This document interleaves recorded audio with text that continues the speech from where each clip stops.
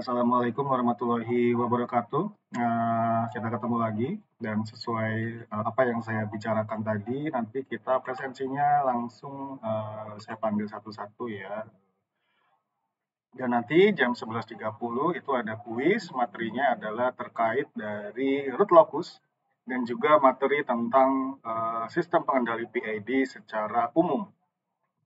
Dan kuisnya ini adalah bentuknya pilihan ganda, jadi silakan dibaca-baca lagi ya. Ini memang secara prinsip saya hanya ingin melihat bagaimana pemahaman Anda terkait sistem pengendali. Kenapa? Karena ini secara umum cukup penting ya, jangan sampai Anda miss karena secara konsep agak sedikit, mungkin bisa dibilang agak sedikit rumit ya. Oke.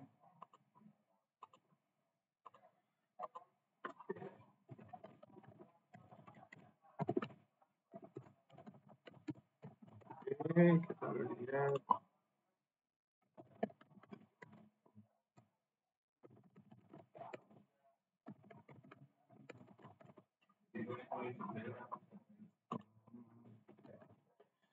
Oke, saya panggil dulu. Sorry. Saya panggil dulu. Sandi ada? Ada, Pak. Oke. Ya, Andreas? Oke, dia belum isi screening. Andri Juli Setiawan? Hadir, Pak. Oke. Hafiz Maulana Iman? Hadir, Pak. Oke. Doni Jonathan? Hadir, Pak. Oke. Faiza Adelia Putri Maharani? Hadir, Pak. Oke, ya. Fadil Yulisesa Rahmana? Fadil hadir, Pak. Oke. Kim Nastiar tadi udah izin ya. Tadi, terus Ibnu Sandia Nugraha? Ibnu hadir, Pak. Oke, lalu Muhammad Rizky Fadilah? Hadir, Pak. Oke. Muhammad Shehan Al-Farizi? Hadir, Pak. Oke. Ricky Ronaldo Hutagao? Oke, enggak? Hadir, Pak. Oke. Yafi Adi Nur Rahman? Hadir, Pak. Oke. Yulian Taufik Aunugrah? Hadir, Pak. Oke. Zaki Setiawan? Zaki hadir, Pak. Oke. Ajeng Susilo Wardani? Hadir, Pak. Oke. Muhammad Alizar Wafa? Hadir, Pak. Oke. Raihan Guci Yusri Putra? Hadir, Pak. Hadir, Pak. Hamdi? Hadir, Pak. Oke. Afifuddin Jaya Laksana? Afifuddin? Oke, tidak ada. Aziz Raila Aksan? Hadir, Pak. Oke. Sabita Amnan Ghaffar? Sabita hadir, Pak. Oke. Ananda Brilian Mukti? Hadir, Pak. Oke. Andito Rizky Pratama? Hadir, Pak. Oke. Zahid Al-Ansori? Hadir, Pak. Oke ya, ini berarti yang hadir nanti ada tadi. Oke.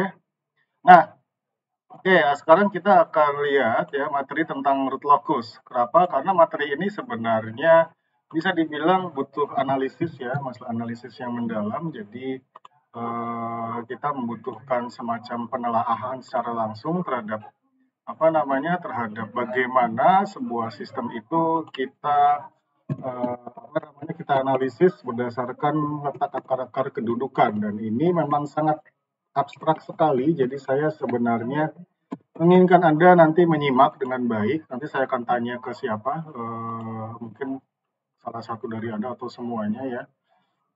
Oke. Jadi kita lihat untuk tempat kedudukan akar atau root locus ya. Ya, jadi apa yang dimaksud dengan tempat kedudukan akar? Kita bisa melihat bahwa minggu kemarin kita sudah belajar tentang teorema root atau analisis menggunakan root ya. Pada prinsipnya adalah teorema root kita pengen tahu sistemnya stabil atau enggak dengan cara menganalisis persamaan karakteristik di mana tidak ada pergantian tanda pada bagian kiri kolom ya. Tetapi permasalahan utama adalah kita tidak punya bayangan bagaimana gambaran umum dari perbesaran nilai gain atau nilai KP terhadap posisi dari akar-akar kedudukan, di mana kita tahu bahwa untuk akar-akar kedudukan kalau stabil itu harus terletak di sebelah kiri bidang ya. Jadi tempat kedudukan akar atau root locus ya, root itu adalah akar, root of all evil, akar ya. Locus itu adalah tempat kedudukan, loci, locus ya. Jadi itu ada bentuk jamak, ada bentuk tunggal ya.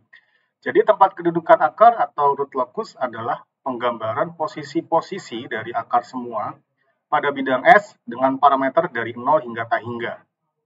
Ya, dan parameter itu adalah merupakan nilai penguatan atau gain K yang diletakkan pada sistem unpad tertutup atau closed loop ya. Jadi kita bisa melihat gambaran umum letak kedudukan akar. Kita bisa membayangkan seandainya nilai K-nya diperbesar, itu apakah dia akan semakin berosilasi atau tidak. Ya, karena apa? Karena kalau menggunakan teorema root, kita tidak punya bayangan tentang itu semua. Ya, dan untuk bilangan kompleks, jadi kita lihat ya untuk bilangan kompleks, jadi kita berbicara di bidang kompleks, itu sebenarnya kita bisa lihat bahwa sudutnya adalah arkus tangen dari omega per sigma. Nah, jadi sigma itu adalah nilai dari realnya, sementara omega itu adalah nilai dari imajinernya.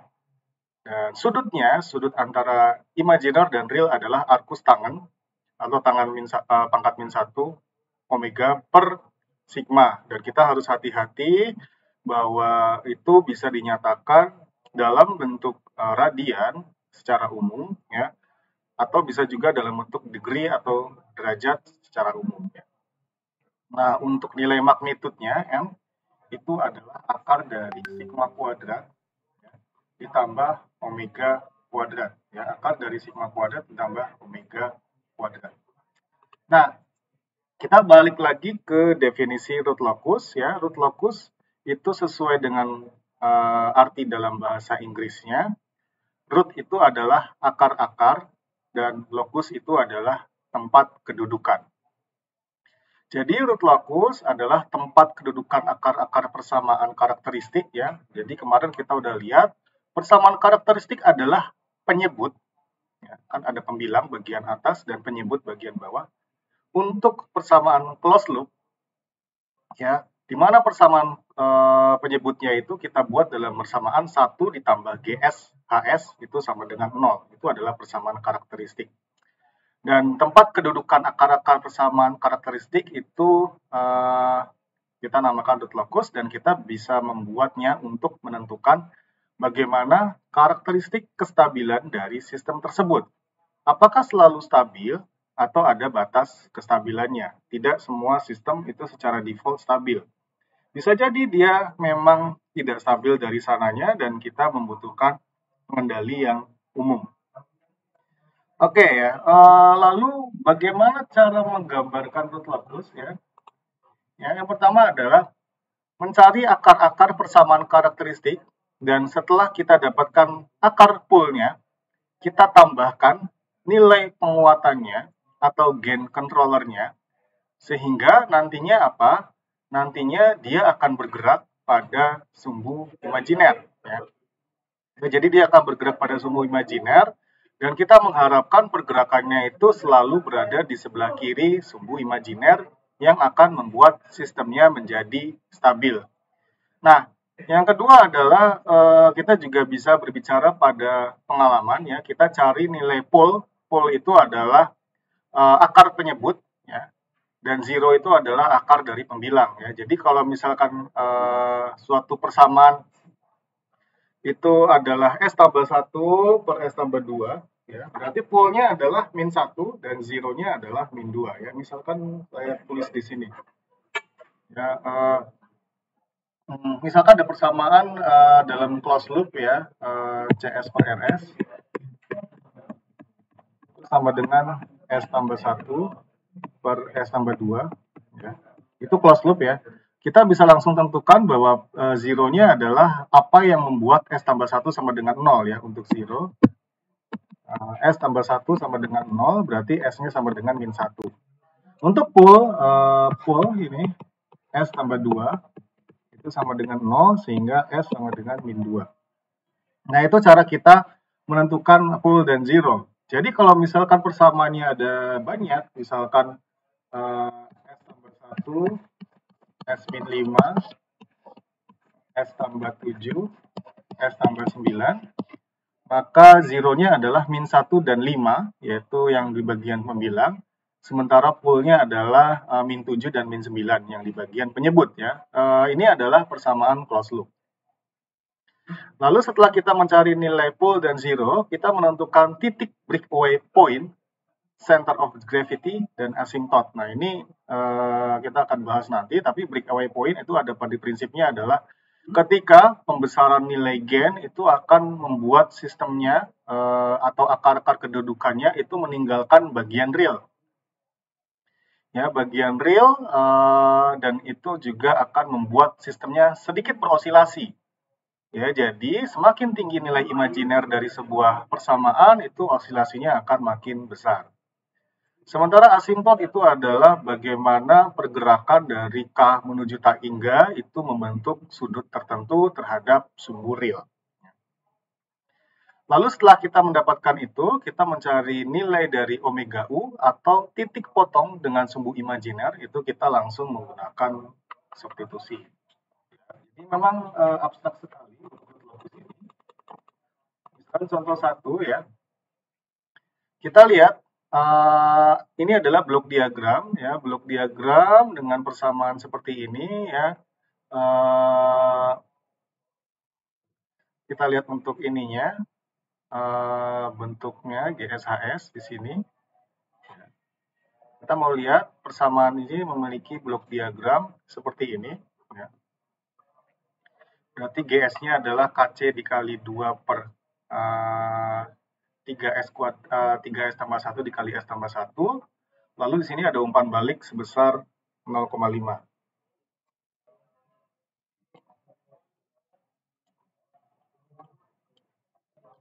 Oke. Artinya apa? Kita lihat satu, persamaan karakteristiknya adalah 1 ditambah GSHS itu sama dengan 0. Ya.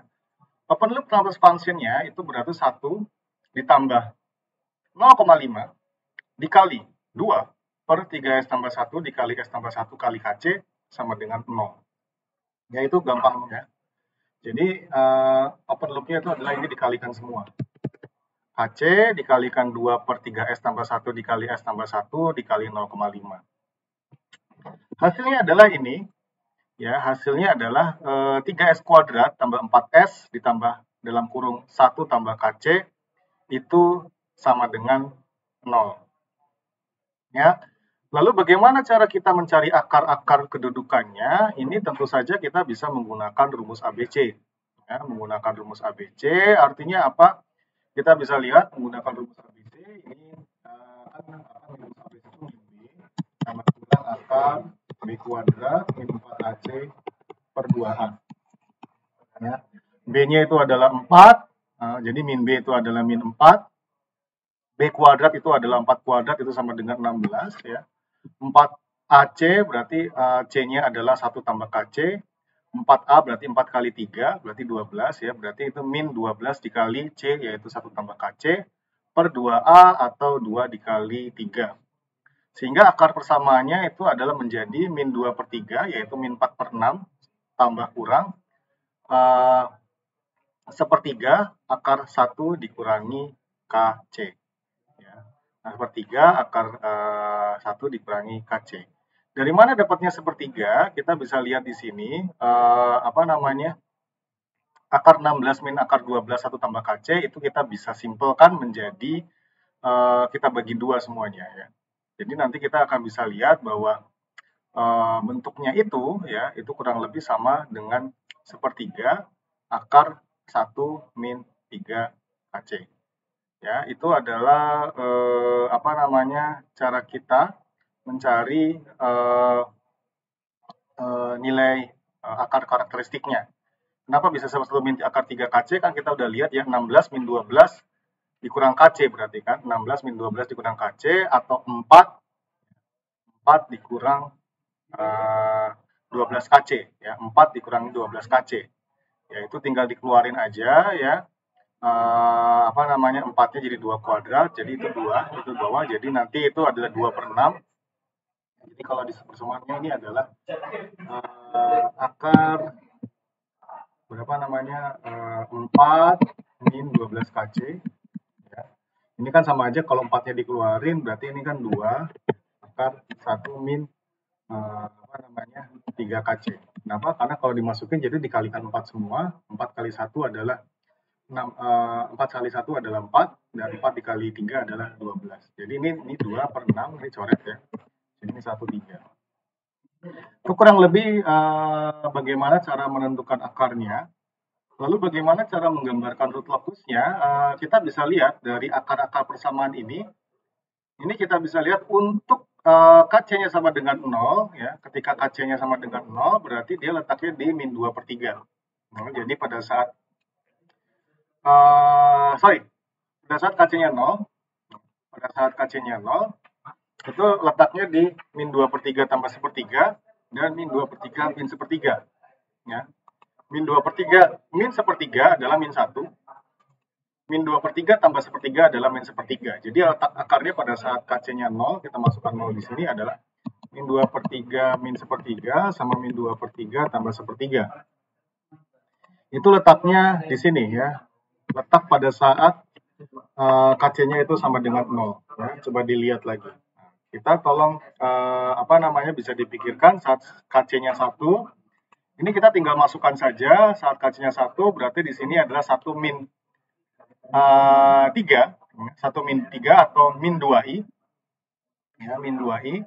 Sehingga itu kita masukin adalah persamaannya itu jadi ada faktor imajinernya. Ini kayaknya ada yang kurang sih ini.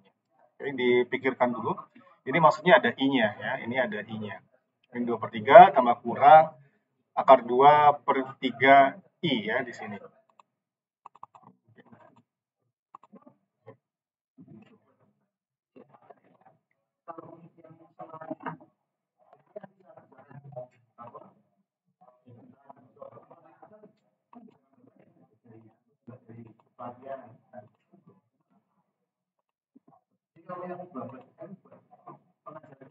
Nah, ini kita bisa bikin ini ya. Ya, jadi kalau misalkan nilai 1 kita masukkan akar 1 min 3 ya. Akar 1 min 3 itu adalah akar akar min 2 ya. Akar min 2 akar min 2 kita masukkan nilainya min 2/3. Akar min 2J akar 2J per 3 ya. Ini jangan di sini deh.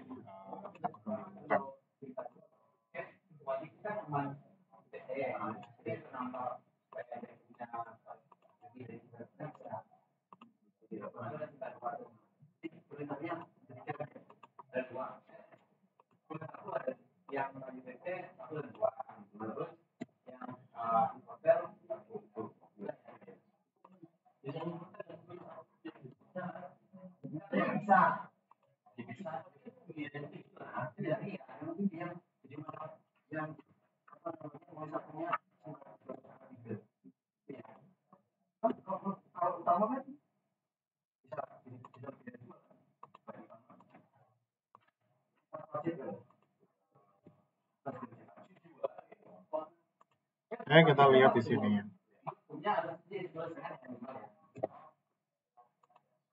Ini adalah letak-letak akar kedudukan saat nilainya K-nya berubah ya. Bisa dilihat di sini, dan sistem selalu stabil karena akar-akarnya berada di sebelah kiri. Ya, Anda bisa masuk-masukkan sendiri ya dari persamaan ini.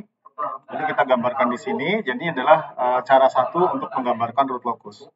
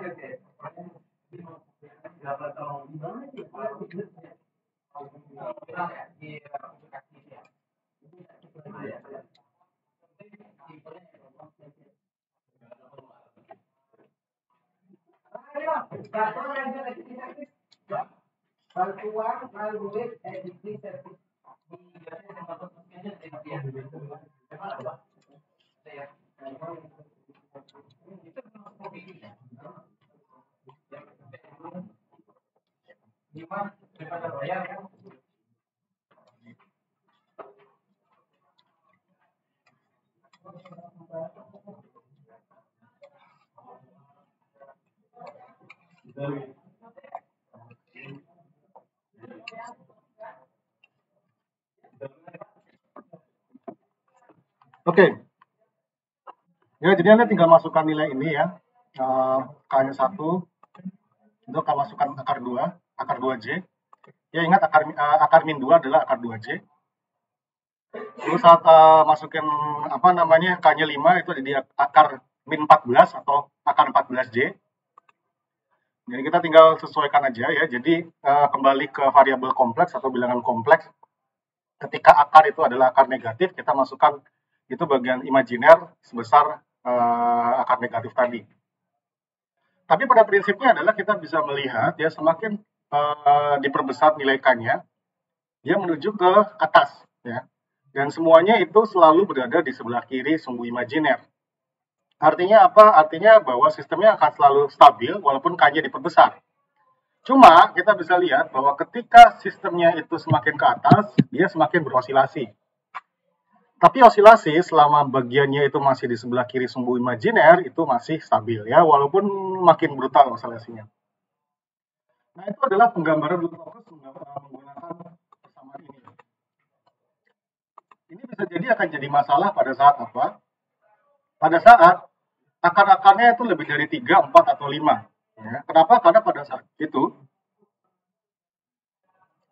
Anda akan sangat susah mencari berapa sih akar-akar dari misalkan S pangkat 5 tambah 3S kuadrat tambah 4S pangkat 3 dan lain-lain.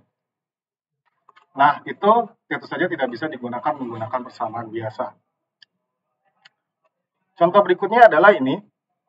Ya. Ini persamaan karakteristiknya, di mana persamaan karakteristiknya itu adalah 1 ditambah GSHS. 1 tambah GSHS seperti biasa itu sama dengan 0. GS-nya itu adalah ini. HS-nya itu adalah ini. Artinya kita tinggal mengalihkan KC dikalikan 2 per 3S tambah 1 dikali S tambah 1 dikali 0,5S tambah 1. Hasilnya adalah ini. Ya, kita kalikan ini semua. Dan ini adalah persamaan karakteristik, yaitu 1 ditambah GSHS itu sama dengan 0. Nah, pertanyaannya adalah bagaimana cara kita mencari akar-akar persamaan untuk bentuknya yang seperti ini. Ya. Kita lihat dulu untuk persamaan ini. Ya.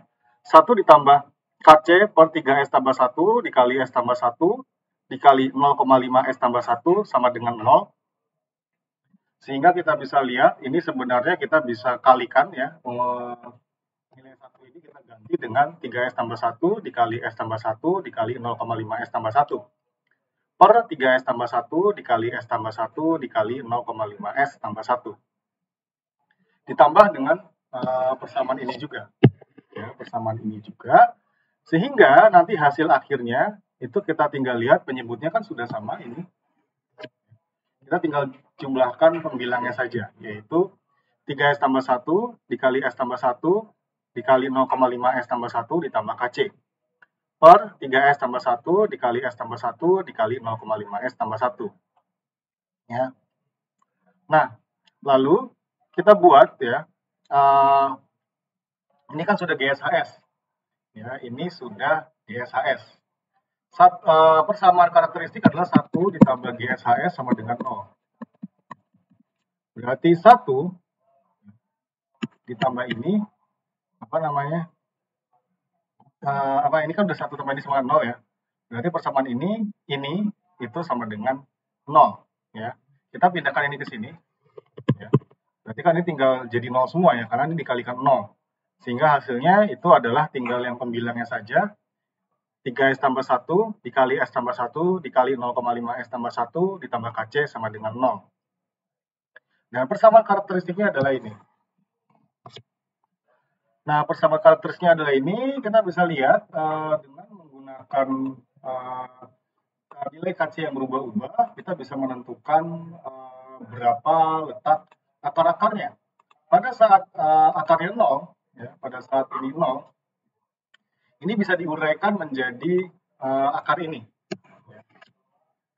Lalu pada saat nilai K-nya 1,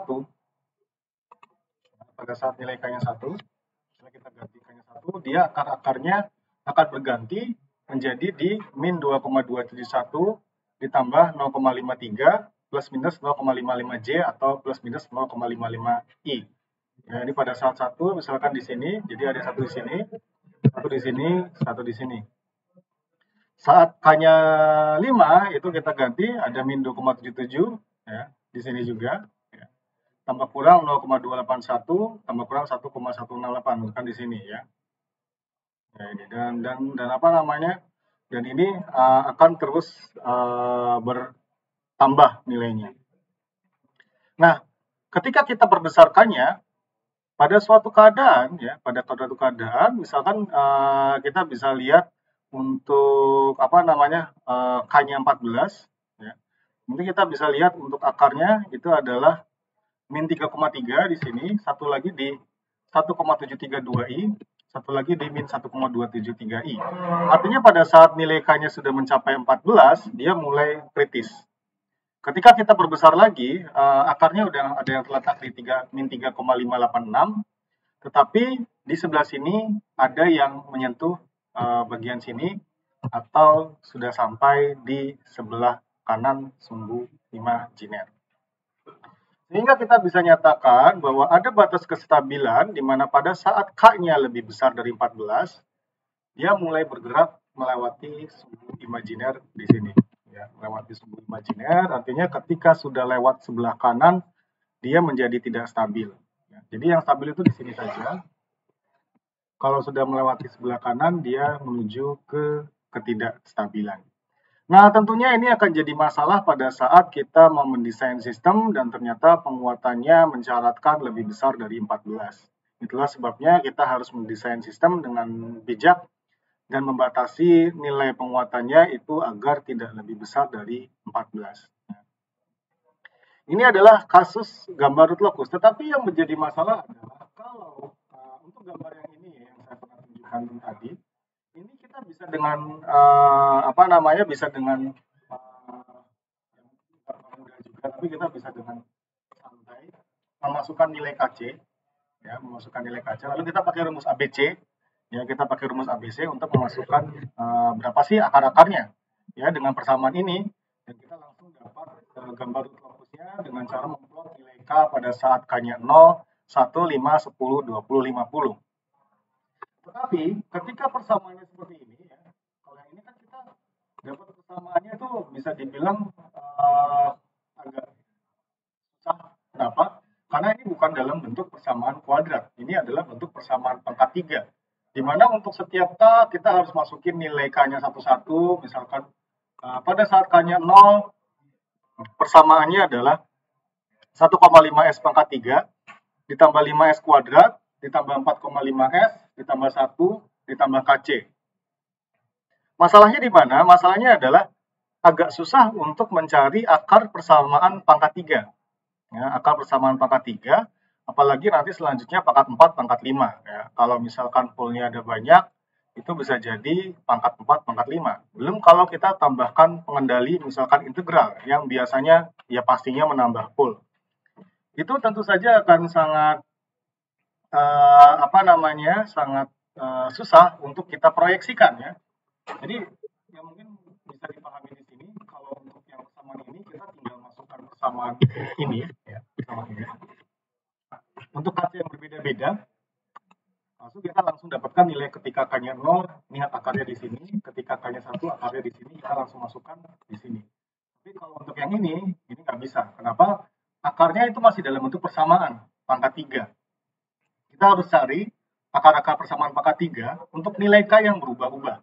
Itu bisa dilakukan tetapi sangat tidak praktis. Sehingga untuk penggambaran root log ini kita bisa menggunakan cara 2, di mana kita tentukan nilai pool awal dan kita bisa lihat berapa nilai pool awalnya menggunakan persamaan karakteristik ini. Jadi persamaan karakteristiknya masih sama, tapi kita tentukan pool awal yaitu 3S tambah 1 sama dengan 0, berarti S tambah sepertiga sama dengan 0, S-nya min sepertiga itu pool 1, S tambah 1 sama dengan 0, S-nya sama dengan min 1, pool 2, 0,5 S tambah 1 sama dengan 0, berarti S-nya sama dengan min 2, sini. Dan itu ada 3 jumlah pool. Zero-nya tidak ada, kenapa? Karena di bagian sini tidak ada pembilang yang mengandung S. Sehingga kita bisa lihat untuk jumlah poolnya itu adalah 3, ya, di mana letaknya itu masing-masing di min sepertiga, min 1, dan min 2. Ya. Min sepertiga, min 1, dan min 2. Jumlah poolnya itu adalah 3, zero-nya nggak ada, jumlah zero-nya tentu tidak ada. Nah, tentukan letak pool dan zero. Caranya adalah kita masukkan semua letak pool dan zero yang ada. Kalau pool kita kasih nilai X, kalau zero kita kasih nilai lingkaran. Pool itu X, zero itu lingkaran, ya. Dan N min M itu adalah pool dikurangi zero, itu adalah tempat kedudukan akar yang nilainya adalah 3. Nah, ini kita lihat untuk letaknya kan tadi sudah kita lihat di sini. Min sepertiga, min 1 sama min 2. Jadi ini min sepertiga, min 1 sama min 2. Ini adalah letak pool ada 3.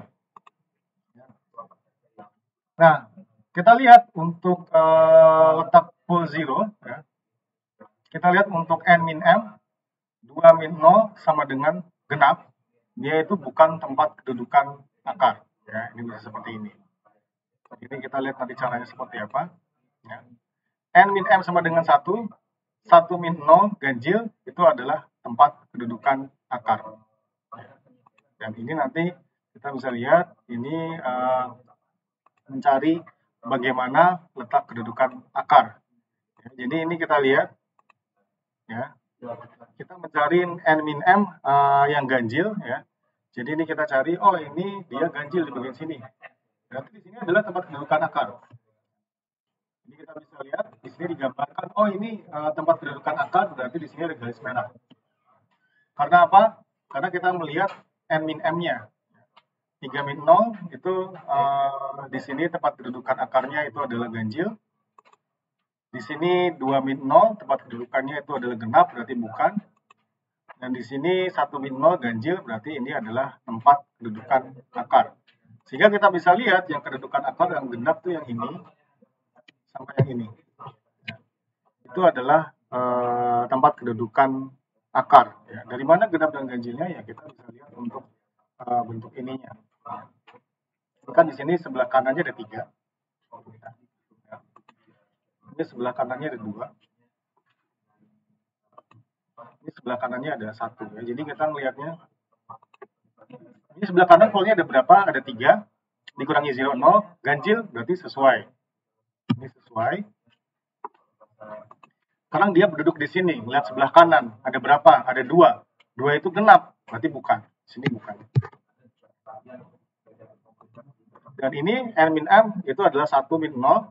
Berarti di sana dilihat ada nilai pool 1. 1 dikurangi 0 itu adalah ganjil, berarti di sini ya juga.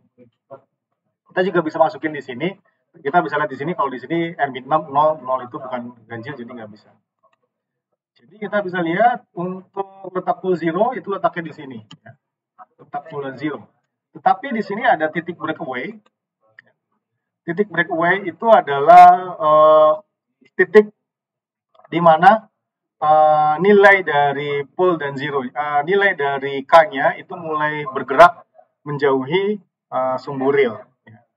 Titik breakaway adalah titik pada saat sumbu dan nilai K-nya itu mulai bergerak menjauhi sumbu real.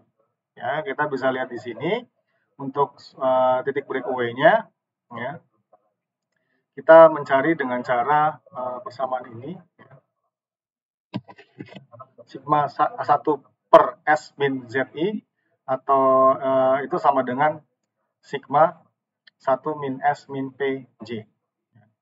Di mana sigma 1 min S min ZI itu adalah 0. Kenapa? Karena tidak ada zero. Itu sama dengan sigma atau penjumlahan dari 1 per S tambah 1/3 tambah 1 per S tambah 1 ditambah 1 per S tambah 2. Itu adalah penjumlahan dari semua pole. Penjumlahan dari semua pole itu sama dengan penjumlahan dari semua zero. Sehingga kita bisa nyatakan di sini persamaan yang menyatakan 1 per S tambah 1/3 ditambah 1 per S tambah 1 ditambah 1 per S tambah 2 sama dengan 0. Ini kita bisa uraikan menjadi persamaan ini, ya. Ini kan kalau dicoret menjadi 1 per S tambah 1/3. Ini kalau dicoret bisa menjadi 1 per S tambah 1. Ini kalau dicoret sama ini jadi 1 per S tambah 2. Ya, lalu kita bisa lihat, ya, untuk penjumlahan ini, ya, ini kita lihat S kuadrat, ya, ini kita kalikan masing-masing, S kuadrat tambah S tambah 2S tambah 2, S kuadrat tambah 3S tambah 2, ini kita kalikan juga, S kuadrat tambah 1/3S tambah 2S tambah 1/3 kali 2, jadi S kuadrat tambah 2/3S tambah 2/3, ditambah S kuadrat tambah 1/3S tambah S tambah 1/3. Persamaannya ini, sehingga persamaan akhirnya itu menjadi apa? Menjadi 3S kuadrat ditambah 6 2/3S tambah 3 itu sama dengan 0. Nah, kita gunakan rumus ABC, ya. Rumus ABC itu min B tambah kurang akar B kuadrat min 4AC per 2A untuk mencari akar-akar dari persamaan 1 dan persamaan 2. Nah, setelah kita menggunakan rumus ABC, ya, harusnya sudah biasa, itu kita peroleh nilai akarnya, yang satu di min 1,5954 dan yang kedua di min 0,6268. Kita harus lihat lagi di sini, ya. Min 1,594 itu letaknya di sini. Dan itu di luar akar kedudukan. Jadi mustahil dia keluar dari posisi itu. Kenapa mustahil dia keluar dari posisi itu? Karena yang mungkin itu adalah nilai di bawah min 2 dan nilai di antara min 1 dan min 1/3. Di luar itu sudah tidak mungkin sama sekali. Sehingga kita harus mencari akar yang satu lagi yang bernilai dengan menggunakan persamaan ABC adalah min 0,6268. Itu adalah apa? Itu adalah akar satu lagi, karena di sini akar persamaan kuadrat itu pasti ada 2. Ya, akar persamaan kuadrat itu pasti ada 2, dan salah satunya bisa jadi tidak sesuai, sehingga kita harus apa? Kita harus mencari akar yang paling sesuai. Dan nggak mungkin juga dua-duanya nggak sesuai, ya. Jadi pasti salah satu sesuai. Kalau dua-duanya nggak sesuai, berarti ada yang salah di perhitungan. Sehingga dengan mendapatkan nilai breakaway di min 0,6268, kita bisa petakan bahwa letak dari titik breakaway-nya adalah di sini. Letak dari titik breakaway-nya itu adalah di situ. Ada cara lain nanti kita mencari titik breakaway. Kita pakai cara ini dulu. Lalu kita sekarang mencari center of gravity dan sudut asimtot. Ya. Center of gravity dan sudut asimtot. Kita bisa lihat center of gravity-nya itu kita menggunakan sigma pole dikurangi sigma 0 per min 3, per jumlah pole dikurangi jumlah 0. Sigma pol adalah tadi akar-akar dari polnya, yaitu min sepertiga dikurangi 1 dikurangi 2. Ya, dapat dari mana? Itu adalah dari sini tadi kan kita udah cari ya untuk akar-akarnya. Ini adalah akar-akar yang min sepertiga, min 1 sama min 2 yang membuat menyebutnya itu sama dengan 0. Ya, jadi ini min sepertiga, min 1, min 2. Min sigma 0, zeronya itu nggak ada karena di bagian pembilang tidak ada tidak ada faktor S. Sementara itu di hasilnya dibagi dengan jumlah dari pol yaitu 3, jumlah polnya 3 yaitu 3 angka tadi, dikurangi jumlah 0 itu adalah 0. Ya, itu hasilnya adalah min 3 sepertiga per 3 atau min 1,111. Ya. Itu adalah center of gravity. Maksudnya apa? Nanti kita lihat untuk sudut asimptotnya. Nah, kita sekarang lihat sudut asimptotnya. Sudut asimptotnya itu kita lihat untuk sudut 1 itu adalah dari 180 derajat tambah 360 derajat dikali K ya, per N min M. Ya. N min M-nya selalu 3 karena N-nya selalu 3 dan M-nya selalu 0. Jadi untuk asimptot 1 itu adalah 180 derajat ditambah 360 derajat dikali 0 per 3. Itu hasilnya adalah 60 derajat. Ya. Sudut asimptot 2 itu adalah 180 derajat ditambah 360 derajat dikali 1 per 3 min 0 itu adalah 180 derajat. Ya, dan sudut asimptot 3 itu adalah 380 derajat ditambah 360 derajat kali 2 per 3 min 0.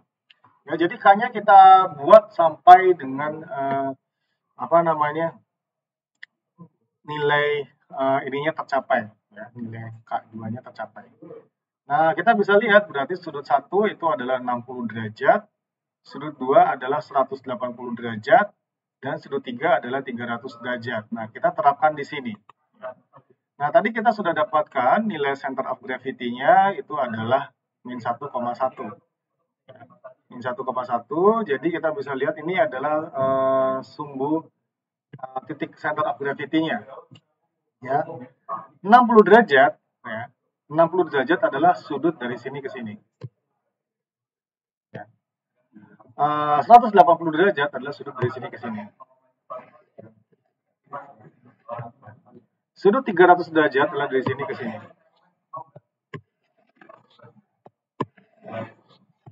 Artinya apa? Artinya itu adalah letak dari sudut-sudutnya. Jadi kita bisa gambarkan ini. Sudut 1, sudut 2, sudut 3. Ya, ini. Sehingga nanti kita bisa lihat arah dari titik breakaway-nya. Tadi kan dia keluar dari 0,6. Ya. Keluar dari 0,6. Dia akan mengikuti ini. Mengikuti asimptot tadi. Ya, mengikuti asimptot tadi. Menuju tahingga. Artinya apa? Artinya ini adalah gambar yang sama persis dengan gambar ini. Nantinya. Oke. Lalu titik potong dengan sumbu imajiner. Ya. Titik potong dengan sumbu imajiner, kita misalkan dari persamaan ini ya. 1,5S pangkat 3 ditambah 5S kuadrat ditambah 4,5S ditambah 1 tambah KC itu sama dengan 0 ya. Ya, jadi kita bisa lihat bagaimana cara kita menentukan perpotongan dengan sumbu imajiner. Jadi ini tadi persamaannya, ya persamaan karakteristiknya. Ya, kita pengen tahu dia motong di sumbu imajiner itu pada saat berapa. Nah, kita masukkan nilai S-nya itu adalah J omega atau I omega. Ya, kita masukkan nilai S-nya itu adalah J omega atau I omega, di mana I omega pangkat 3 itu adalah min I. Omega pangkat 3 adalah omega. Jadi 1,5 dalam kurung I omega pangkat 3 itu adalah min 1,5 I omega pangkat 3. 5 dalam kurung I omega kuadrat adalah min 5 omega kuadrat karena I dikuadratkan adalah min 1. 4,5 I omega sama dengan 4,5 I omega ditambah 1 tambah KC. Ya. Kita melihat ada dua persamaan. Yang satu adalah yang tidak mengandung I, ya, yang tidak mengandung I, dan yang kedua adalah yang mengandung I. Kita kumpulkan keduanya, ya. Keduanya harus bernilai sama dengan 0, karena persamaan karakteristiknya kan di sini sama dengan 0, sehingga kita harus membuat komponen yang mengandung I maupun yang tidak mengandung I itu sama dengan 0. Ya, sehingga kita bisa lihat yang mengandung I itu adalah min 1,5 I omega pangkat 3 dan 4,5 I omega. Sementara yang tidak mengandung I adalah min 5 omega kuadrat ditambah 1 ditambah Kc. Kita kumpulkan yang mengandung I, persamaannya adalah min 1,5 I omega pangkat 3 ditambah 4,5 I omega itu sama dengan 0. Ya, kita keluarkan I omeganya, ya. Jadi U omega dalam kurung min 1,5 omega kuadrat ditambah 4,5 itu sama dengan 0. Nah, kita bisa dapatkan nilainya, ya. Nilai A itu adalah omega sama dengan 0 dan omega kuadrat sama dengan 3. Ya. Omega kuadrat itu sama dengan 3. Sehingga kita bisa lihat, oh ya, kalau omega kuadrat sama dengan 3, titik potongnya, kan yang pertama di 0 dan yang kedua adalah di 3. Maka titik potongnya adalah pada saat omega situ sama dengan akar 3 atau omega sama dengan plus minus akar 1,73 yang akar 3. Nah, selain kita mendapatkan nilai omega yang berbenturan dengan sumbu imajiner, kita juga bisa mencari nilai Kc pada saat omeganya adalah bernilai itu.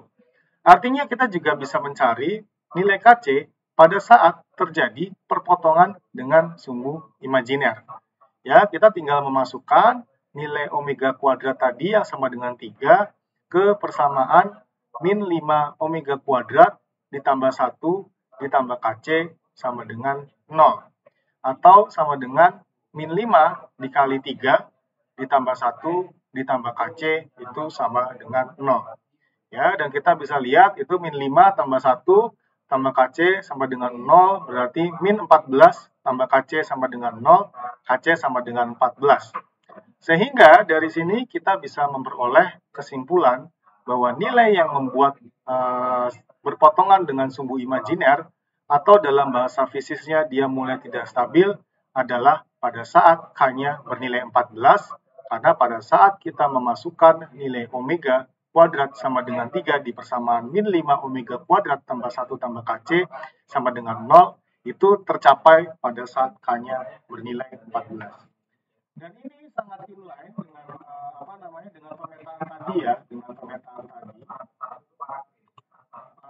Di sini kita bisa lihat bahwa pada saat K-nya bernilai 14, itu letak akar karakteristiknya yang pertama adalah di min 3,3. Itu tidak ada masalah karena masih negatif, masih di sebelah kiri sumbu imajiner. Tetapi yang jadi masalah adalah pada saat yang lainnya itu akarnya terletak di plus minus 1,732 I atau plus minus akar 3I.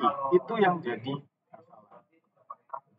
Nah, itu adalah cara kita menggambarkan dengan menggunakan ini. Jadi kita bisa lihat, ya, titik potong dengan sumbu imajiner adalah di 1,7 sama di min 1,7, ya. Ini sudutnya adalah 60, 180 dan 300, ya. Magnitude-nya, center of gravity-nya di min 1,1 dan breakaway-nya adalah di min 0,6. Ya, jadi setelah itu kita buat gambar fokusnya adalah seperti ini. Dia mulai bergerak, ya. Ini adalah pada saat K-nya sama dengan 0. Ini adalah K sama dengan 0. Ini K sama dengan 0. Ketika K-nya kita berbesar, dia akar kedudukannya mulai bergerak. Yang ini makin stabil. Yang ini dia mulai bergerak ke sini. Yang ini mulai bergerak ke sana. Lalu pada saat suatu nilai K tertentu, dia mulai menjauhi sumbu real. Ya, dia mulai berosilasi, bergerak, ya, berosilasi ke sini. Ya, lagi ke sini. Dan pada saat nilai K-nya itu sama dengan 14, dia menembus sumbu imajiner. Artinya, selain berosilasi, dia mulai menuju ke ketidakstabilan. Ya. Dan kita lihat itu terjadi pada saat K-nya sama dengan 14. Ya, itu adalah cara penggambaran root locus dengan menggunakan persamaan. Ya, jadi memang agak sedikit abstrak analisisnya. Jadi saya harapkan Anda bisa paling tidak membayangkan bagaimana sih yang dimaksud dengan root locus ini dan bagaimana analisis kestabilannya menggunakan root locus. Ya, karena apa? Karena kita juga nanti akan melakukan penggambaran root locus secara lebih detail ya untuk untuk root locus ini. Ya, jadi kalau tadi kita kasih contoh yang ini, kita bisa lihat bahwa pada prinsipnya kita cuma ingin tahu, ya, ketika K-nya sama dengan 0, posisi akarnya itu ada di mana, dan ketika kita perbesar K-nya, pergerakan akar-akarnya itu menuju kemana. Yang kita tahu adalah kalau dia bergerak ke atas atau ke nilai imajiner yang lebih besar, itu makin osilasi. Ketika dia bergerak ke sumbu kanan bidang, itu mulai tidak stabil. Dan saat-saat itu kita bisa mulai mencari nilai K yang membuat sistemnya mulai berosilasi, yaitu pada saat titik breakaway tadi, atau pada saat dia mulai menunjukkan ketidakstabilan, yaitu pada saat dia menembus sumbu imajiner. Ya. Nah, ya memang saya lihat bahwa di sini ya kita harus melihat dari sisi frekuensi atau sisi dari sistem yang memang dianalisis dengan menggunakan domain Laplace. Memang ini kayak abstrak banget. Kenapa? Karena nggak kebayang ini maksudnya apa kalau dalam dunia real. Tapi dalam dunia real itu prinsipnya adalah suatu sistem, ya. Suatu sistem itu pasti ada suatu yang memiliki karakteristik stabil atau enggak. Tapi karakteristik itu juga diperoleh pada keadaan tertentu untuk beberapa kasus. Misalkan untuk sistem pengendalian, misalkan helikopter, ya, putaran helikopter, itu kita bisa mengatur gainnya. Pada saat tertentu, gainnya itu menuju kestabilan, ya, artinya helikopternya bisa bergerak dengan aman dan damai. Tapi pada suatu kondisi lain, dia mulai bergerak menuju nilai yang tidak stabil atau helikopternya mulai bergerak tidak karuan. Nah, itu kita harus mencari pengontrol yang paling pas dan nilai gain yang paling pas untuk membuat pergerakan helikopternya stabil.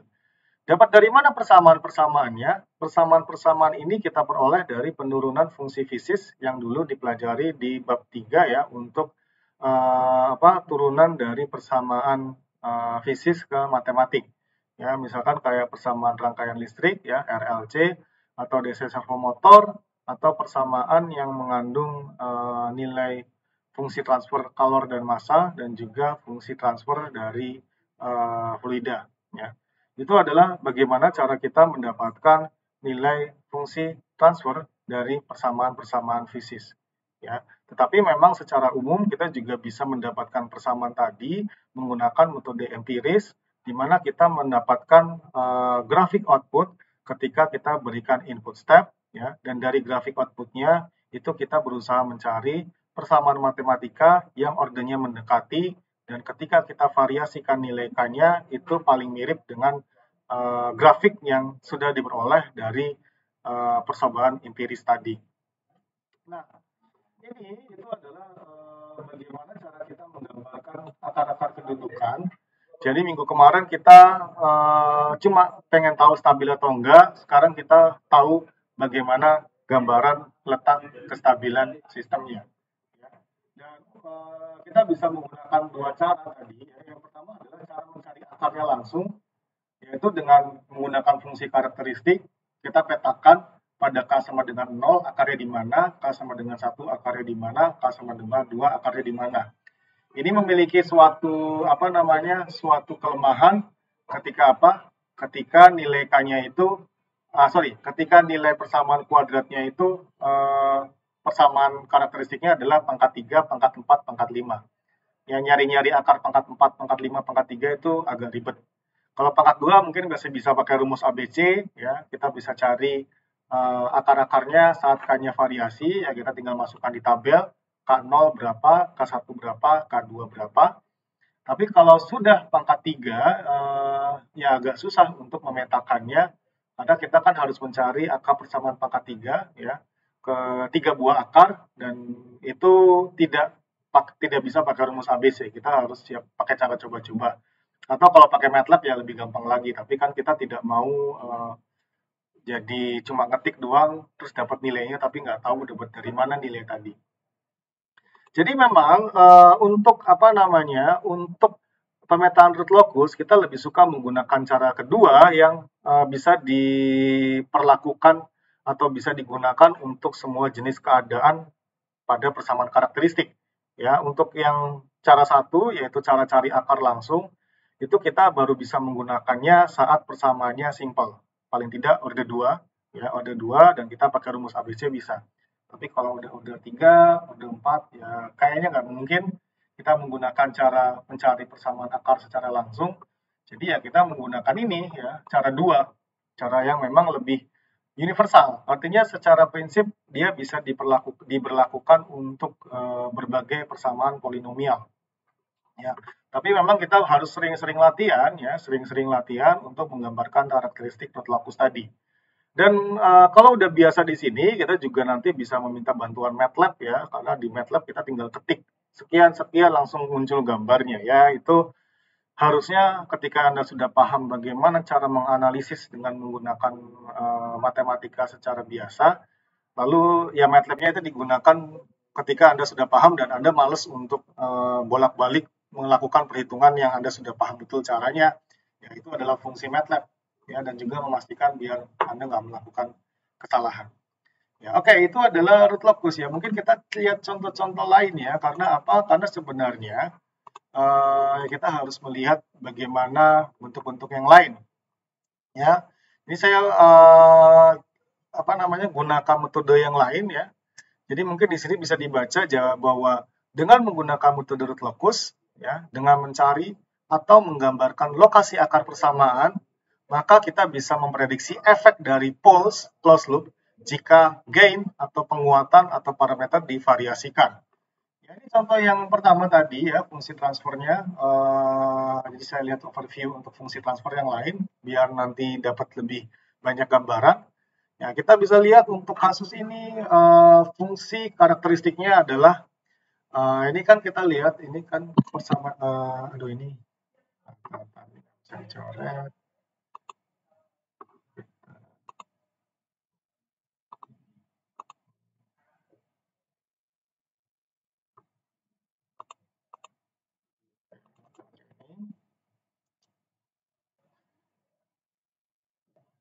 Ya, ini kita lihat ya.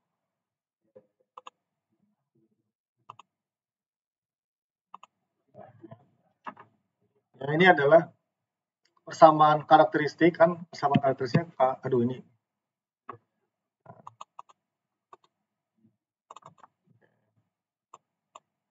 Kita bola besar. S tambah 1. 1 tambah. Nah, itu adalah persamaan karakteristik.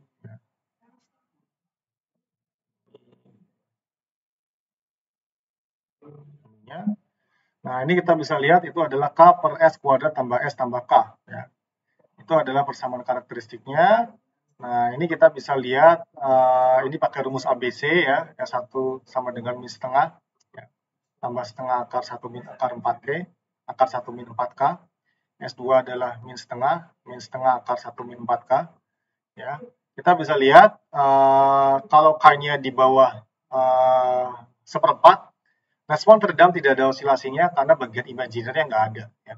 Bagian imajiner muncul kalau akar di sini adalah akar di bawah 0. Ya. Atau 1 min 4K di bawah 0. Jadi kalau K-nya di bawah seperempat, respon teredam itu nggak ada osilasi. Dan ketika K-nya lebih besar dari seperempat, itu akarnya mulai kompleks, ya, mulai ada imajinernya, artinya mulai ada osilasi. Tapi kelemahannya adalah kita tidak punya bayangan yang lengkap tentang letak-letak poles di bidang S jika K divariasikan dari K sama dengan 0 sampai K-nya itu besar sekali. Ya, ini kita bisa lihat untuk untuk bentuk-bentuk bentuk-bentuk penggambaran root locusnya. Ini kita pakai cara 2 langsung ya. Ya, kita bisa lihat untuk metode penjabaran ini sebenarnya ada 2 cara, ada 2 syarat.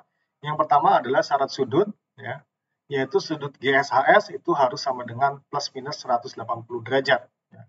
Ini sebenarnya kita bisa lihat di sini ya, syarat sudutnya.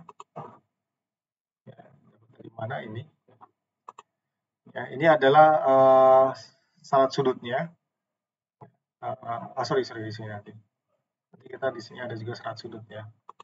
Tapi itu secara umum adalah seperti ini. Ya, jadi plus 180 derajat, akar 2K tambah 1 dengan K sama dengan 0, 1, 2, dan seterusnya. Itu harus sama dengan ya plus 180 derajat tadi. Lalu syarat magnitud besarnya, GSHS itu dalam bilangan mutlak itu harus sama dengan 1. Ya. Jadi dengan metode root locus ini ya, nilai-nilai yang memenuhi kedua syarat sudut dan magnitud itu merupakan akar-akar karakteristik dari poles closed loop system. Dan kita juga harus melihat bahwa gambar dari titik-titik pada bidang S yang memenuhi hanya syarat sudut merupakan root locus atau tempat kedudukan akar. Nah, poles dari closed loop yang bersesuaian dengan nilai K tadi itu dapat ditentukan menggunakan syarat magnitud, yaitu syarat GSHS itu sama dengan 1. Jadi kita bisa tentukan root locus yang ditentukan berdasarkan fungsi transfer GSHS. Ya. Nah, kita lihat ini cara gambarnya. Ya. Kalau tadi kan kita langsung kasih contoh, ini kita sekarang lihat lebih detail bagaimana cara menggambarnya. Yang pertama adalah gambarkan bidang S tadi ya, gambarkan bidang S. Sehingga apa ya kita bisa lihat untuk apa namanya untuk ini gambar S ini kenapa garis besar ya, itu gambar bidang S seperti ini tadi ya, gambar bidang S itu jadi di sini adalah bagian imajiner J omega, ini adalah bagian real ya. Saya cari.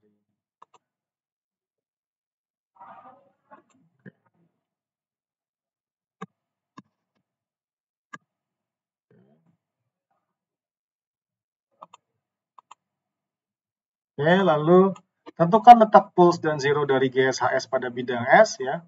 Pole diberi tanda silang X dan zero itu diberi tanda bulatan O ya. Lalu tentukan letak root locus dengan syarat sudut tadi ya. Jadi syarat sudut tadi ini kita bisa lihat di sini ya.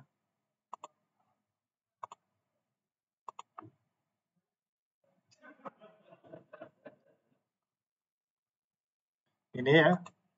Ini N min M itu kalau misalkan ganjil, kita lihat sebelah kanan kalau misalkan jumlahnya ganjil, itu dia berarti tempat kedudukan akar. Kalau jumlahnya genap, itu berarti bukan tempat kedudukan akar. Ini adalah syarat sudut ya. Jadi nanti kita bisa lihat ya untuk syarat sudut tadi ya. Root locus itu selalu berawal dari open loop poles dan berakhir pada open loop zero. Ya. Jadi OL poles itu misalkan kita lihat di sini ya, open loops persamanya ya kita bisa lihat ini kan fungsi open loopnya itu kan di 0 sama min 1. Jadi dia dimulai dari 0 sama min 1 ya. Open loop pole ya. Open loop pole itu di 0 di min 1 di tadi. Nah, jika tidak ada zero, artinya jika tidak ada pembilangnya, maka dia berakhir pada min tahingga atau tahingga. Kalau yang tadi yang kasus ini ya, dia berakhir di mana? Dia berakhir di imajiner tahingga dan imajiner min tahingga.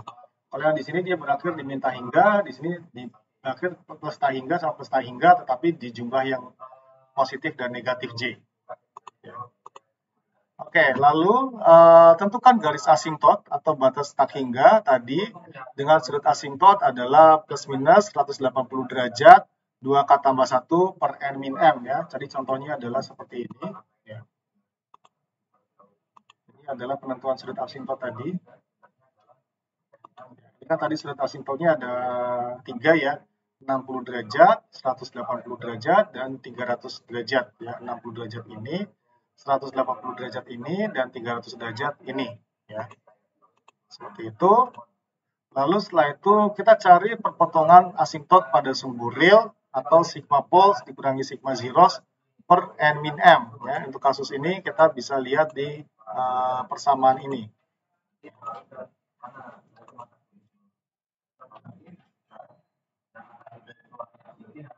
Nah, itu bisa juga nanti. Lalu kita mencari titik breakaway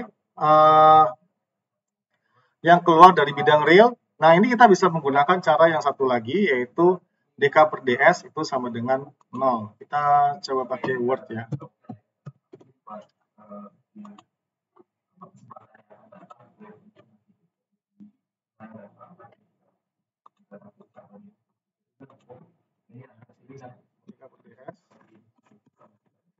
Dengan 0 ya. Jadi kita lihat tadi contoh yang tadi. Tadi mungkin menggunakan cara yang bisa jadi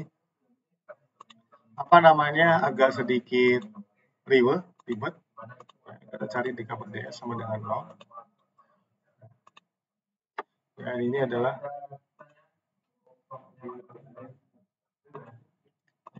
kita lihat di sini.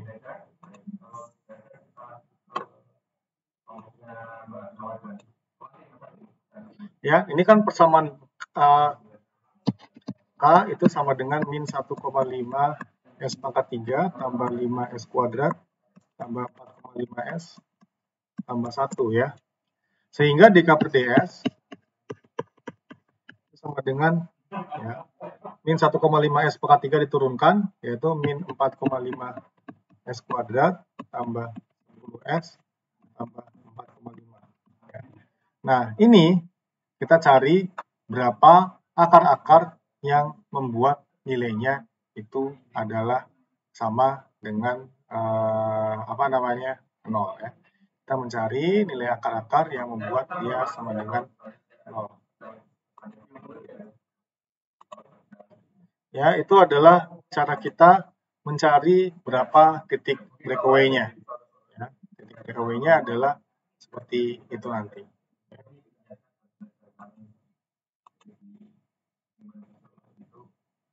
Kita lihat. Seperti ini.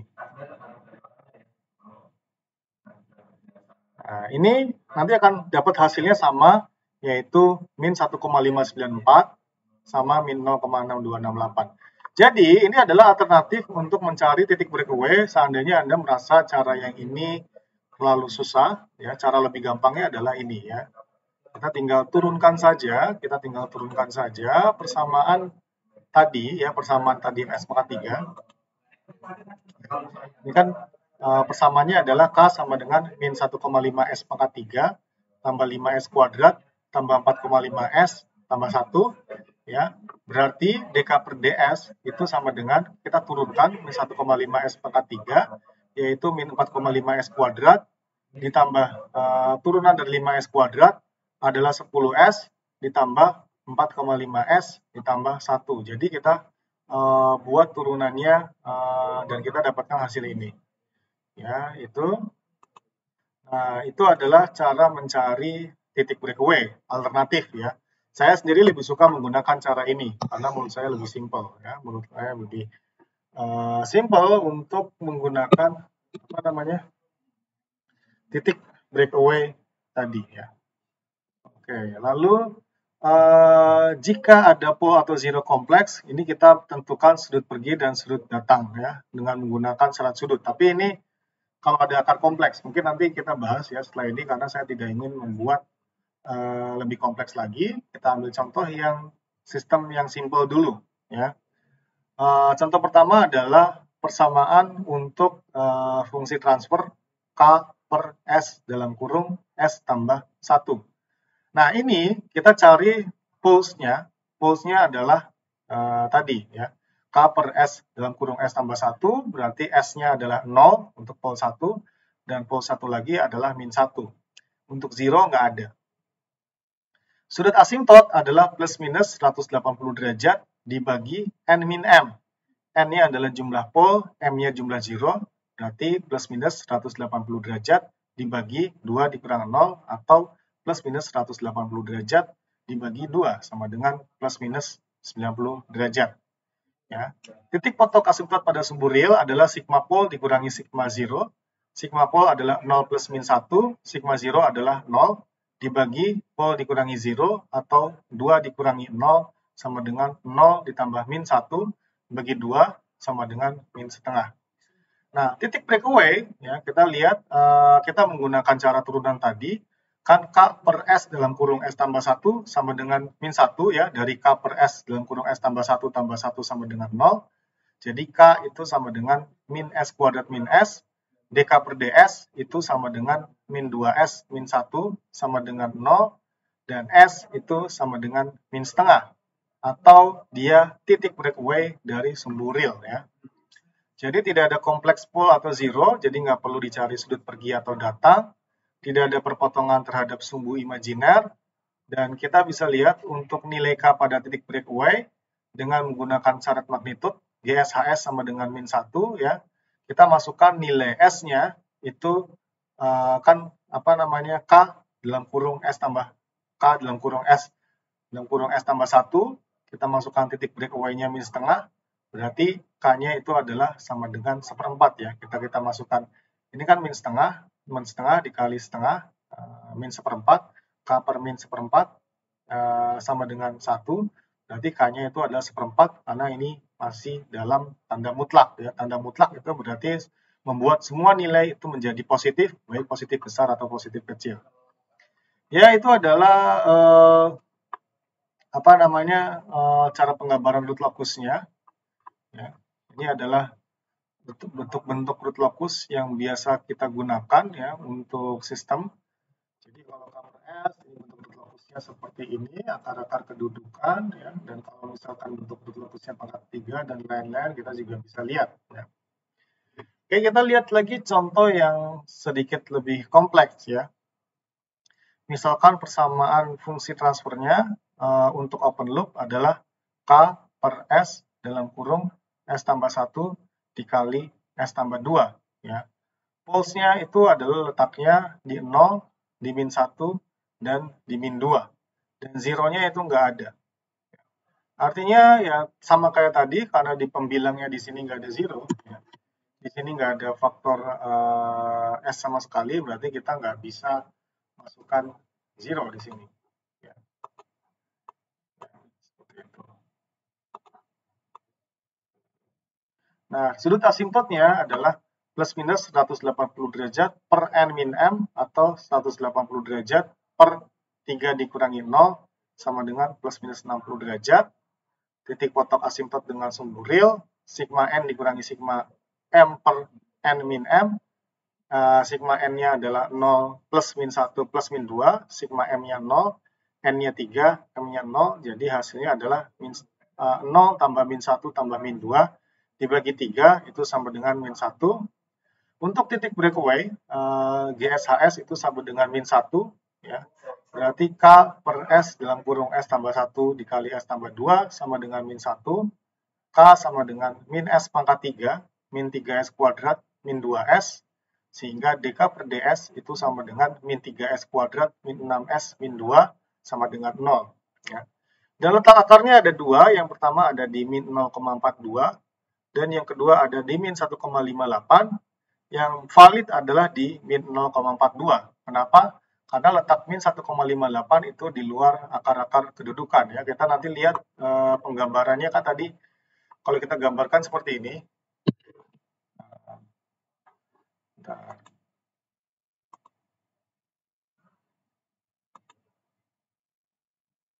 bisa di customize.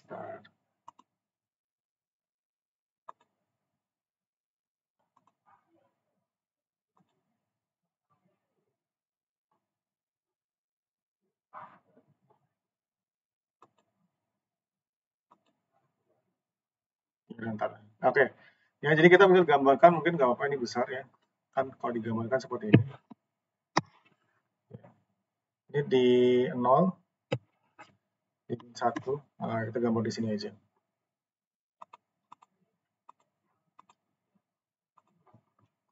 Ya. Ini adalah root locus. Ini di 0, ini min 1, min 2. Ya. Kita melihat untuk syarat sudut. Ketika kita lihat, kita cari di bagian sini, ya. Di bagian sini, kita lihat sebelah kanan ada 3 pole. 3 pole ganjil, berarti iya. Ketika kita lihat bagian sini, di sebelah kanan ada 2. 2 itu genap, berarti bukan. Ketika kita lihat bagian sini, lihat sebelah kanan itu ada ganjil, berarti iya. Berarti letaknya adalah di bawah min 2 dan di antara min 1 dan 0. Nah, tadi kita menggunakan syarat sudut menggunakan ini, kita dapatkan titik breakaway-nya satu di min 0,42, satu di min 1,58. Min 1,58 itu terletak di antara 1 dan 2, di antara min 1 dan min 2 yang tidak termasuk dari akar kedudukan. Sehingga kita akan memilih nilai akar kedudukan di antara min 1 dan 0, yaitu yang masih memenuhi syarat tadi, yaitu di min 0,42. Oke, tidak ada kompleks pole atau zero, sehingga kita nggak perlu mencari sudut pergi atau datang, ya.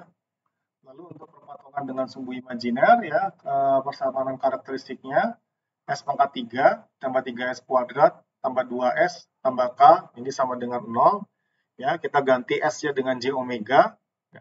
Lalu kita ganti dengan J omega tadi, dan kita kumpulkan yang ada faktor J-nya atau faktor imajiner dengan yang tidak. J omega pangkat 3 adalah min omega pangkat 3. Ya, karena J pangkat 3 adalah min 1. J omega pangkat 3 itu adalah min J. Ya, jadi J omega pangkat 3 itu adalah min J omega pangkat 3. 3J omega kuadrat adalah min 3 omega kuadrat, karena J kuadrat itu adalah min 1. 2J omega adalah 2J omega, dan K adalah K. Kita uraikan. Yang tidak mengandung J atau imajiner adalah min 3 omega kuadrat, ya, yang berasal dari 3J omega kuadrat, dan K. Sementara yang mengandung J adalah 2J omega, yang dari 2J omega tadi, dan yang berasal dari J omega pangkat 3, yang hasilnya adalah min J omega pangkat 3. Sehingga kita samakan kedua bagian real dan imajiner itu harus sama dengan 0, ya, baik real 0 dan imajiner 0. Yang bagian imajiner kita sama dengan 0, ya. Berarti kan 2 omega min omega pangkat 3 sama dengan 0, dan hasilnya omega itu adalah plus minus akar 2.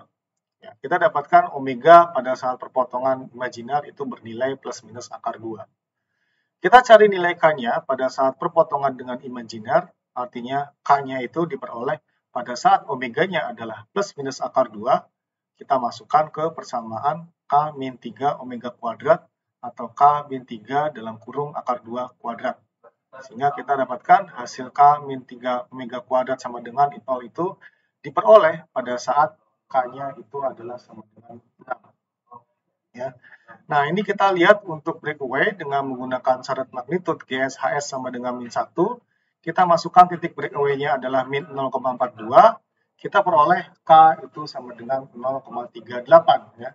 Jadi kita bisa lihat di sini, ya, ini adalah 0, ini adalah min 1, ini adalah min 2. Ya, breakaway-nya di min 0,42. Ya. Dan ini itu adalah sudut 60 derajatnya adalah di sini. Sudut 60 derajat. Terus ini ada 180 derajat. Ya, dan itu adalah bagaimana cara kita menggambarkan root locus pada bagian semu imajiner ini. Ya. Ya, ini kita bisa lihat, ya, contoh-contoh ini. Ya. Mungkin nanti kita akan minggu depan kita akan bahas lebih detail lagi, tetapi pada prinsipnya adalah ini adalah cara penggambaran, ya, cara penggambaran root locus dengan menggunakan metode grafik, ya. Sama seperti yang tadi diuraikan, jadi langkah-langkahnya adalah seperti ini, ya. Langkah-langkahnya gambar bidang S, tentukan letak pole dan zero dari persamaan fungsi karakteristik, pole dikasih silang, zero dikasih lingkaran, ya. Menggunakan syarat sudut untuk menentukan akar-akar kedudukan, ya. Tentukan garis asimtot, ya, plus minus 180 derajat dikali 2K tambah 1 per N min M. Tentukan titik breakaway, ya, dengan menggunakan persamaan dk per ds sama dengan 0. Nomor 7 nanti kalau misalkan kita ada yang kompleks, tapi nanti saya kayaknya kalau ujian nggak akan kasih yang itu, jadi sebenarnya itu nanti akan lebih kompleks lagi, tapi mungkin saya skip aja biar nggak terlalu susah, ya. Dan lalu cari di mana root locus itu memotong semu imajiner pada bidang S menggunakan teorema root bisa, dan kita bisa menentukan beberapa nilai K pada beberapa titik di root locus menggunakan syarat magnitude, ya. Jadi itu adalah cara-cara penggambaran root locus dengan metode grafik tadi, di mana kita tidak menggunakan cara pencarian akar-akar kedudukan dengan variasi nilai K, yang bisa jadi pada saat kita mencari nilai persamaan akar karakteristik tersebut untuk polinomial yang lebih tinggi dari 3 itu rumit. Jadi memang lebih simpel menggunakan cara ini ya. Ya itu ya analisis root locus ya. Jadi kalau misalkan analisis root locus ini kita terapkan, memang secara gambar ini agak abstrak dan amat sangat ya kelihatan complicated dan banyak aturannya. Tapi kalau misalkan Anda sering latihan, Anda akan bisa menggambarkan akar-akar kedudukan tadi dengan cara apa? Dengan cara menganalisis setiap nilai K untuk terkait dengan perubahan posisi pol pada sumbu imajiner ya. Ini nanti kita bahas minggu depan saja ya. Dan ini adalah materi untuk hari ini ya. Nanti jam 11.30 Anda bisa mengerjakan soal kuis ya terkait materi ini. Ini sudah saya share juga di LMS dan tidak ada PR ya, jadi Anda kerjakan kuis, nanti baru minggu depan kita bahas lebih detail lagi untuk contoh-contoh soal yang menggunakan root locus. Tapi paling tidak dengan mengerjakan kuis ya, walaupun itu kuisnya tidak tidak akan mematikan karena mungkin poinnya akan saya buat persentasenya kecil, tapi paling tidak dengan mengerjakan kuis itu Anda bisa lebih memahami prinsip penggambaran root locus dan prinsip bagaimana cara kita menganalisis pengendali proporsional integral derivatif pada sistem yang umum ya. Karena apa? Karena biar kita tidak terlalu terjebak dengan persamaan matematika yang banyak, tetapi kita lupa prinsip dasar dari pengendali proporsional, integral, dan derivatif ya. Itu ya penjelasan untuk hari ini ya. Memang kelihatannya agak sedikit kompleks ya, tapi ini masih dalam sumbu S ya. Sumbu S itu artinya masih dalam prinsip analog ya, dalam domain analog ya. Kalau di dalam domain digital pakai Z itu lebih kompleks lagi, tapi ya karena saking kompleksnya mendingan langsung di MATLAB saja. Ya, tapi untuk yang analisis root locus pada domain S ini sebenarnya masih memungkinkan untuk dianalisis dengan persamaan matematika ini, dan kita bisa belajar cara menggambarkan akar-akar kedudukannya dalam bidang imajiner ya. Ya oke, seperti itu ya. Ada pertanyaan ya. Nggak apa-apa kalau masih bingung karena ini memang materi yang agak complicated atau materi yang agak abstrak ya. Abstrak sekali sehingga bisa jadi Anda agak mengalami kebingungan ya, nggak masalah karena memang terlalu abstrak, kadang-kadang saya bisa menyimpulkan ya. Oke, itu pembahasan hari ini. Anda tinggal mengerjakan soal kuis ya di LMS jam 11.30. Oke, kalau tidak ada pertanyaan ya mungkin saya sudahi dulu